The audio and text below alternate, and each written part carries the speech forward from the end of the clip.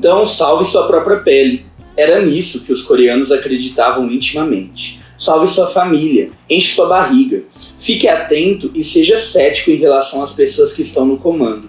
Se os nacionalistas coreanos não conseguirem recuperar seu país, deixe que seus filhos aprendam japonês e tente seguir adiante. Adapte-se. Não era simples assim? Para cada patriota lutando por uma Coreia livre, ou para cada coreano desgraçado lutando em nome do Japão, havia 10 mil compatriotas no país e em outros lugares que estavam apenas tentando colocar um prato de comida na mesa. No final das contas, o estômago era seu imperador.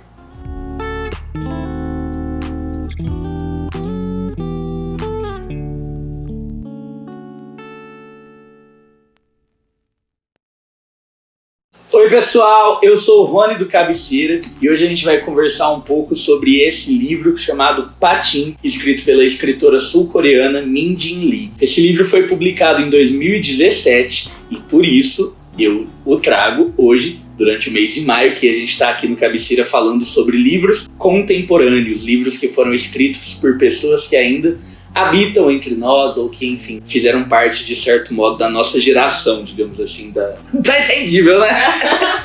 Esse livro hypou bastante, pode ser, muito provavelmente ele tenha chegado até você de alguma forma. A escritora Min Jin Lee, embora ela seja da Coreia do Sul, ela mora nos Estados Unidos, é lá que ela publica seus livros. E antes de Pachinko ela já havia publicado um outro livro que eu não lembro o nome, mas que se tornou best-seller. Então, quando ela lançou esse aqui, ele já ficou hypado simplesmente porque era um outro livro da Min Jin Lee. Depois, para ajudar, o Barack Obama recomendou esse livro publicamente. Eu acho que deu ali mais uma onda de hype. E para ajudar também, a Apple TV logo comprou os direitos autorais e agora, no meio de 2022, finalmente saiu então a série de nome homônimo da obra, que também está disponível já para quem assina Apple TV. Eu fiquei bastante curioso dando uma olhada no trailer da série, mas como eu não assino Apple TV, pode ser que eu tenha um problema nisso. Provavelmente vou ficar só curioso mesmo. E eu vou conversar um pouco hoje com vocês sobre diversos aspectos dessa obra. Então, fique até o final, porque nesse vídeo eu vou falar para vocês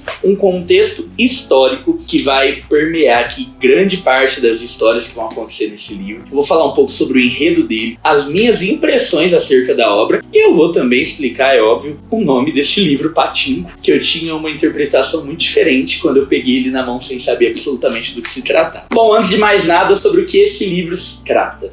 Aqui em Pachinko a gente vai acompanhar 4 gerações de uma mesma família coreana vivendo ali, tanto na Coreia, quanto no Japão, quanto nos Estados Unidos. Então, em determinados momentos aqui, parte dessa família vai se mudando ali e a gente vai acompanhar como que esses imigrantes coreanos vão ser recebidos nos demais países. E aqui a gente vai ter todo um desenrolar bem saga familiar mesmo. Eu nunca li 100 Anos de Solidão, é um dos livros que está na minha lista para esse ano, mas bastante gente fala que se assemelha a alguns aspectos assim da leitura um do outro. Muito embora aqui nós acompanharemos essa família por 79 anos. Uma quantidade de anos bem aleatória, não são 100 anos aqui acompanhando essa família. E esse livro ele é dividido, na verdade, em 3 livros. Livro 1, livro 2 e livro 3. Cada um deles deve ter mais ou menos ali entre 15 e 17 capítulos. E esses livros vão ser delimitados ali pelo espaço temporal em que ele vai acontecer. Então o livro 1 vai se chamar Cidade Natal, 1910 a 1933. Livro 2 vai se chamar Pátria Mãe, 1939 a 1962, enquanto o livro 3 se chama Pachinko, 1962 a 1989. Então vamos para o livro 1, porque vamos começar do começo. E aqui nessa primeira parte a gente vai acompanhar a história de um jovem rapaz que em 1910 estava manco, como ele havia nascido. E o que acontecia na Coreia em 1910 é que é um grande tchan, pra gente entender tudo aqui que a Min Jin Lee quis passar dentro dessa história. Acontece que de 1905 a 1910 o Japão deu início ali ao seu processo de colonização da Península Coreana, que ali naquele momento não era dividida ainda entre Coreia do Sul e Coreia do Norte, era a Coreia apenas. E o Japão começou esse processo de colonização de forma muito agressiva, muito bruta, e de 1910 até 1945, então no espaço ali de 35 anos, o Japão dominou de fato a Coreia, e a Coreia se tornou ali apenas parte ali protegida do Japão. Acontece que por detrás de toda a deportação forçada que os japoneses faziam ali com os coreanos, também a exploração sexual com as mulheres, a exploração de trabalho com os homens, todas aquelas questões insustentáveis que os coreanos eram submetidos pelos japoneses, talvez o que mais tenha machucado a maioria desses coreanos tenha sido a tentativa de apagar a identidade cultural da Coreia. Então os japoneses ali, eles forçavam esses coreanos muitas vezes a mudarem os seus nomes, a darem nomes japoneses para os seus filhos, a aprenderem a se comunicar pela língua japonesa, que não é a mesma, embora seja tudo Ásia, tudo tem olho puxado ali, eles não falam a mesma língua, de modo que aqueles que falavam estritamente a língua coreana eram pessoas completamente marginalizadas, mesmo que dentro do seu país nativo. Dentro da Coreia, se você falava coreano, você era simplesmente alguém que não ia ter sucesso em absolutamente nada. E aqui dentro desse contexto que a gente vai acompanhar essa família coreana,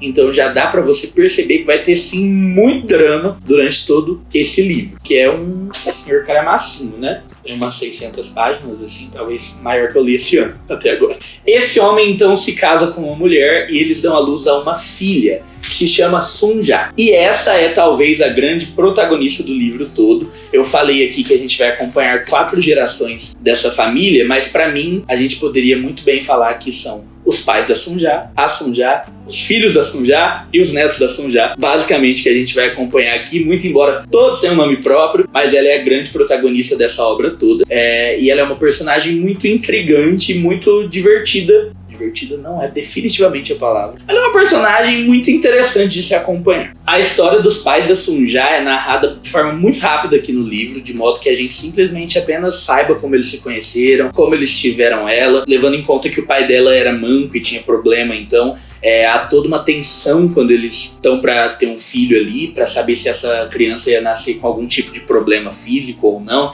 e a Sunja nasce perfeita, o que é motivo de muito orgulho para toda a família. Então ela é uma criança muito especial, e aqui a gente vai acompanhando toda a adolescência dela, e a gente vai ver que ela vivia ali numa pensão com a sua mãe. A mãe dela era dona de uma pensão, em um momento em que os coreanos já estavam completamente marginalizados, e a maioria deles ali eram pobres. Então a gente vê que os amigos dos pais da Sunja, todos ali lutavam muito para conseguir sobreviver em meio àquela Coreia, porque aqui a gente ainda está na Coreia, tá bom? Em meio àquela Coreia que havia sido dominado pelo Japão, e todos ali lutavam muito para conseguir sobreviver, de modo que a família da Sunja fosse uma das famílias talvez mais benquistas ali pela sociedade, ou mais próspera de certo modo. Muito embora de ricos eles não tinham nada, eles apenas viviam, conseguiam se alimentar sem passar fome, conseguiam fazer as coisinhas que precisavam fazer sem nenhum tipo de luxo, mas eles viviam em meio a um povo que apenas sobrevivia. E aqui a gente vai começar a ver aparecer os primeiros personagens de maior relevância. E um dia, na hospedaria da mãe de Sunja, onde a Sunja ali auxiliava ela no trabalho, chega um cara um pastor, na verdade, chamado Baek Isaki, que estava vindo do Japão em busca do seu irmão, que passava por ali. E, enfim, ele se aloja ali por um tempo, embora ele já chega muito doente. Ele estava com tuberculose, é uma doença contagiante, né? Não animadora. Ele estava com tuberculose. Às vezes eu repetir que eu vou pôr toda essa parte. Não. E de certo modo ali, várias pessoas quando descobrem isso, querem se livrar do cara, mas a mãe e a Sunja acabam por cuidar dele ao invés disso. E enfim, num certo dia a mãe da Sunja manda ela ir pro mercado. E aqui quando fala mercado, você pensa num mercado. E não, é tipo uma feirona, sabe? Um lugar ao ar livre, onde as pessoas colocam ali seus comércios ambulantes. E ela vai pro mercado de peixes e ali no meio do caminho ela é açoitada por alguns japoneses que se achavam o quê? Melhores do que os outros. E que começam ali a, de certo modo, tentar abusar dela sexualmente e agredi-la. Então é um livro um tanto quanto pesado. E a Sunja é protegida por um homem chamado Han-Soo. E enfim, é um homem tanto quanto mais velho do que ela, que era uma garota de 16 anos, talvez, não me recordo ao certo, mas por aí. E esse cara vai acompanhando ela até chegar na sua casa, e ali nasce uma paixão. E dado esses acontecimentos que eu acabei de revelar para vocês, o que você precisa saber ainda no livro 1 é que a gente vai ver então essa garota engravidando, e se casando, e é basicamente isso que vai acontecer no livro 1, com uma porção de reviravoltas que eu não vou falar aqui, porque eu acho que vai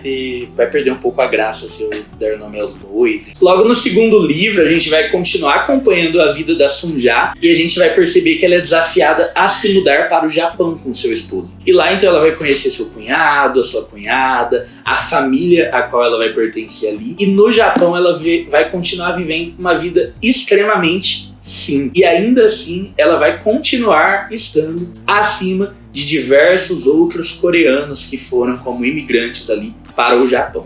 Ali a vida desses coreanos talvez fosse ainda pior do que a vida na Coreia, muito embora esses coreanos que habitavam na Coreia, na sua terra natal, vislumbravam uma oportunidade de mudar para o Japão. Era mais ou menos aquela ideia de vamos para a capital, porque lá as coisas vão funcionar, lá a gente vai ter mais oportunidade, lá talvez a nossa situação ascenda de alguma forma. Era mais ou menos essa ideia que permeava ali a cabeça dessas pessoas, mas era muito diferente a realidade disso. E ali ela vive uma vida muito simples com seus 2 filhos, Noah e Mosasu. Já no terceiro livro a gente vai acompanhar mais a geração do Noah, do Mosasu e dos seus filhos, os netos da Sunja. Mas o que eu posso falar é o seguinte: eu vou fazer bem uma sinopse mesmo sobre o enredo, porque é um livro muito difícil de você entrar na história, tá? Muito difícil mesmo. Mas o que eu posso dizer é o seguinte, é que durante todos os livros a Sunja vai ter um papel central ali. Ela vai exercer um papel central, mesmo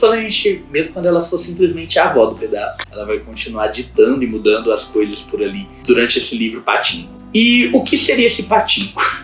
A gente vai ouvir essa palavra pela primeira vez no livro, se eu não me engano, no meio do livro 2 só. Então a gente vai ficar boa parte do livro aqui sem nem ver o que é Pachinko. Isso me faz pensar, tá? Eu não li nenhum relato da Min-Jin Lee falando sobre isso, mas isso me faz pensar que é um daqueles livros é um daqueles títulos que foi escolhido depois do livro pronto. Tipo assim, nossa, escrevi uma grande obra, agora eu preciso escolher um nome, que dificuldade, e escolheu Pachinko. E não o oposto. Definitivamente eu não acredito que ela falou assim, quero escrever sobre Pachinko e construir essa história, que o Pachinko aparece ali de maneira secundária. Mas o que é o raio do Pachinko? Não é o nome de alguém, também não é o nome de um lugar.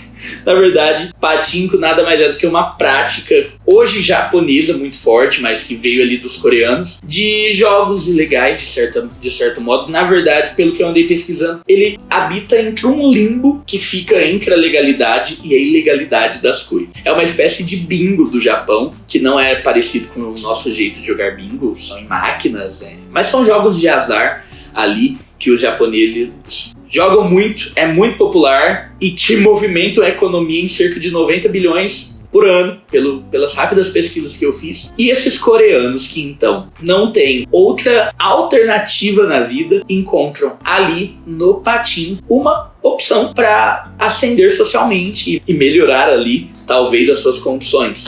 Bom, chegou a hora de eu falar para vocês então um pouco das minhas impressões sobre esse livro, a minha experiência de leitura com Pachinko, que eu posso afirmar, independente de qual o seu gosto literário, é que é um livro intrigante, daqueles que você fica com vontade de terminar um capítulo e ler o próximo. Então, mesmo que você não esteja amando, você definitivamente não vai querer largar o livro, porque de fato acontece muita coisa aqui, tem um ritmo meio novelão frenético, talvez, não sei se existe esse termo que eu acabei de inventar aqui, uma nova categoria pra gente. É uma coisa meio romance de formação, mas ao mesmo tempo que não vai focar em uma única pessoa. É um livro muito legal de acompanhar de verdade, e embora ele não seja tão grande, né, para falar de 4 gerações detalhadamente, é óbvio que ela vai pincelando aqui as coisas, a gente consegue sim ter um aprofundamento nos personagens muito bom, muito proveitoso. Na verdade, eu acho que um dos pontos fortes da Min-Jin Lee foi esse avanço que ela conseguiu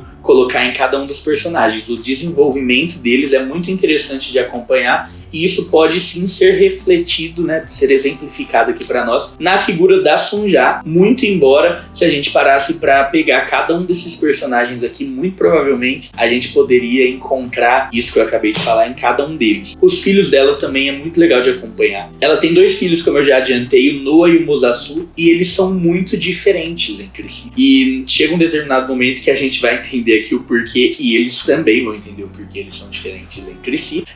O fato é que o Noah é alguém extremamente intelectual, um cara que conseguiu bolsa para as melhores universidades, porque ele sempre foi muito inteligente. A gente vai acompanhar aqui desde a infância dele, né? Quando ele sofria bullying na sua escola pelos alunos japoneses ali, sendo ele um coreano. Quão difícil foi para ele conseguir entrar ali ter ali um bom estudo, entrar numa boa universidade. E a gente vai ver o quão frustrante é quando a gente para ver o Noah com seu currículo exemplar acadêmico, alguém extremamente inteligente e intelectual, sendo resumido a um mero coreano quando se depara ali no mercado de trabalho, e por isso tendo todas as suas opções cortadas, porque afinal de contas ninguém queria contratar um coreano. A gente vai ver também o Musasu, que era alguém que, diferente do Noah, que então se desdobrava nos livros, na leitura. O Noah é alguém especialmente interessante para nós leitores, porque ele gosta muito de livros e ele vai fazer várias menções aqui, né? O tempo todo ele estava carregando o livro do Charles Dickens para lá e para cá, expressa pra namoradinha, ela devolve fazendo umas citações para ele. Então ele vai ter a parte literária fica com o Noah. Enquanto isso, o Musasu é alguém que é mais revoltado, quer bater em todo mundo, alguém mexe com ele, ele vai lá e dá um suco. É um cara que também tem um porte físico bom para isso, para ser alguém da briga, da luta. E cada um aqui vai seguir um caminho muito diferente um do outro, e ambos vão ter um desenvolvimento muito legal de acompanhar de verdade. Mas talvez o que eu mais tenha gostado dessa experiência de leitura, de fato que eu mais gostei em ler Pachinko, é que, se por um lado a gente tem essa obra sendo construída em cima de um momento em que o Japão tentava apagar a identidade cultural da Coreia, talvez esse livro aqui seja uma das maiores odes à cultura e à tradição da Coreia. Porque é muito legal que, lendo esse livro, você se sente automaticamente dentro da Coreia. O livro ele é repleto de tradicionalismo, de coisas muito típicas. Para você ter uma noção, por exemplo, logo no primeiro capítulo, quando a gente vai ver como os pais da Sunja se conhecem, lembra que eu comentei que ela tinha um pai deficiente físico? A gente vê então chegando na pequena aldeia onde eles habitavam, uma casamenteira de bochechas rosadas, tentando fazer ali uma espécie de casamento arranjado, e todas essas coisas que para nós são muito irreais, né? Para nós aqui brasileiros de 2022, 3, que nunca vimos algo do tipo acontecer na prática, mas enfim, a gente vê toda essa tradição coreana de como que as coisas tinham que acontecer. Para ser casamento, o caminho era esse. Para isso acontecer, as coisas eram assim. E o quanto que essa tradição coreana é completamente diferente da nossa realidade. E isso para mim foi talvez a coisa mais enriquecedora dessa experiência de leitura, a gente conhecer de fato outros países. Eu inclusive quero deixar aqui uma indicação, um desafio talvez para vocês. Tentem sair um pouco da América e da Europa na hora de escolher alguns livros, mesmo que seja eventual, porque eu não tô falando isso como se eu fosse um cara que não lê livros americanos e europeus, são os que eu mais leio de fato, mas é muito surpreendente quando a gente consegue sair dessa parte mais comum, mais parecida com a gente, sabe? É um livro extremamente fascinante por isso também. A gente vê, por exemplo, num dos momentos a Sunja precisa vender coisas para tentar melhorar ali a situação financeira da sua família, que estava passando por muito aperto. Então ela resolve fazer kimchi. E eu fiquei tipo, tá, mas o que é isso? Gente, mas vai falar tanto desse kimchi aqui que eu tenho a impressão de que eu já comi. Se alguém chegar pra mim e falar, você gosta de kimchi? Eu já respondo automaticamente, não gosto muito, entendeu? Porque vai falar muito desse kimchi que nada mais é do que uma receita feita à base de repolho e condimentos, mas que é muito típica ali da Coreia e que ela vendia, tipo, nas portas das escolas para as crianças que saíam pegar e comer. Então é algo que é muito popular ali pra todo mundo. Uma comida extremamente condimentada. E, enfim, é muito legal isso. Eu achei essa parte mais legal.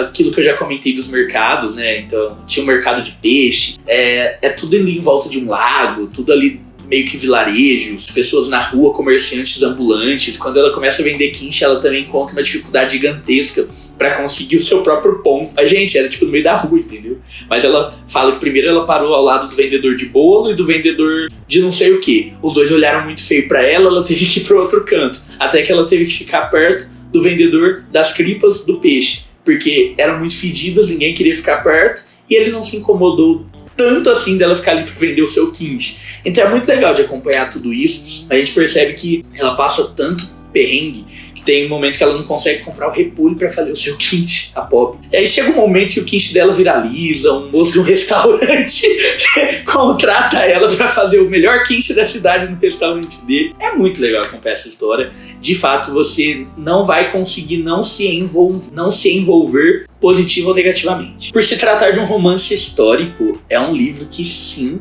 parece que você está lendo um clássico. Se eu tirar aqui as páginas iniciais, as páginas de sinopse e mudar a data aqui, entregar para alguém, a pessoa vai acreditar que está lendo um livro que foi escrito na época em que o livro se passa. E é um livro extremamente interessante. Eu gostei muito de ter lido ele, eu gostei muito de poder conversar um pouco sobre esse livro com vocês. Eu gostaria de conversar com pessoas que já leram esse livro, porque aí sim eu ia poder entrar no enredo, né? Aqui que eu fiz foi basicamente dar uma sinopse, porque é muito difícil é daqueles livros que é difícil de você falar sem dar spoiler. É muito difícil de falar coisas acerca desse livro sem dar spoiler. Mas é um livro muito legal, muito enriquecedor. Não vou falar aqui pra vocês que ele entra no meu top 10 de livros da vida, tá? Porque também não é pra tanto pra mim. Mas eu entendo porque que ele entra no top 10 de tantas pessoas, assim. É justificável. Não me marcou suficientemente, mas é justificável sim. E vale muito a pena ler. Você que ficou interessado, me conta aí se você vai transformar esse interesse em algo prático e de fato ler esse livro. Você que já leu, me chama pra gente bater um papo, comenta aqui quais foram as suas impressões, o que você achou de melhor e de pior dessa leitura. Não deixa também de compartilhar esse vídeo com seus amigos e nos ajudar aqui na nossa produção de conteúdos. Dá o likezinho aí embaixo e nós te esperamos no próximo vídeo. Tchau!